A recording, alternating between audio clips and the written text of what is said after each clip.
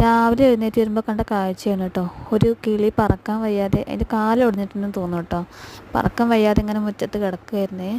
അതിനെന്ത് സംഭവിച്ചാന്നൊന്നും അറിയില്ല കേട്ടോ. ഈ കിളിയുടെ പേരെന്താണെന്നൊന്നും അറിയില്ല കേട്ടോ. ഒരു പച്ചക്കളർ കിളിയാണ്. അതിനാകെ വയ്യാതെ കിടക്കുകയായിരുന്നു. അപ്പോൾ കുട്ടികളൊക്കെ രാവിലെ എഴുന്നേറ്റ് വന്നതും അതിൻ്റെ പിന്നാലെ ആയിരുന്നു കേട്ടോ.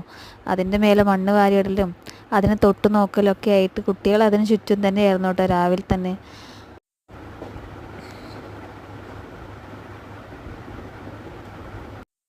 അതിടയ്ക്ക് പറക്കാൻ ശ്രമിക്കുന്നുണ്ട് കേട്ടോ. പക്ഷെ അതിന് കഴിയണേ ഇല്ല പറക്കാൻ.